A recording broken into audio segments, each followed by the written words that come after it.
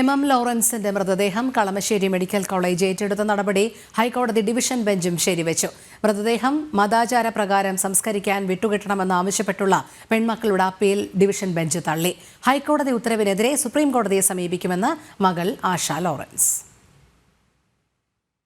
മുതിർന്ന CPM നേതാവ് M ലോറൻസിന്റെ മൃതശരീരം കളമശ്ശേരി മെഡിക്കൽ കോളേജ് ഏറ്റെടുത്ത നടപടി അംഗീകരിച്ച സിംഗിൾ ബെഞ്ച് ഉത്തരവ് ശരിവെച്ചുകൊണ്ടാണ് പെൺമക്കൾ നൽകിയ അപ്പീലുകൾ ഹൈക്കോടതി ഡിവിഷൻ ബെഞ്ച് തള്ളിയത്. മധ്യസ്ഥ ചർച്ചയിലും പ്രശ്നപരിഹാരം ആകാതിരുന്നതിനെ തുടർന്നാണ് ഹൈക്കോടതി ഡിവിഷൻ ബെഞ്ചിന്റെ നടപടി. വിഷയത്തിൽ ശാശ്വത പരിഹാരം വേണമെന്ന് ചീഫ് ജസ്റ്റിസ് അധ്യക്ഷനായ ഡിവിഷൻ ബെഞ്ച് നിരീക്ഷിച്ചു. മൃതശരീരം കളമശ്ശേരി മെഡിക്കൽ കോളേജിന് വൈദ്യപഠനത്തിനായി വിട്ടു നൽകണമെന്ന ഹൈക്കോടതി സിംഗിൾ ബെഞ്ച് ഉത്തരവിനെതിരെ പെൺമക്കളായ ആശ ലോറൻസും സുജാതയുമായിരുന്നു ഡിവിഷൻ ബെഞ്ചിനെ സമീപിച്ചത്. കുടുംബാംഗങ്ങളുമായി ബന്ധപ്പെട്ട വിവാഹ ജനന മരണ ചടങ്ങുകളെല്ലാം പള്ളികളിലാണ് നടന്നതെന്നും അസുഖബാധിതനായി കിടന്ന സമയത്ത് ലോറൻസ് പ്രാർത്ഥന സ്വീകരിച്ചിട്ടുണ്ടെന്നും അപ്പീലിൽ വാദമുന്നയിച്ചിരുന്നു.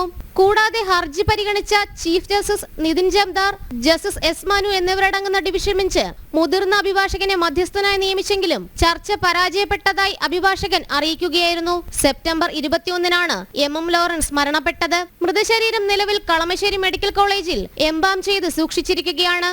ജനം, കൊച്ചി.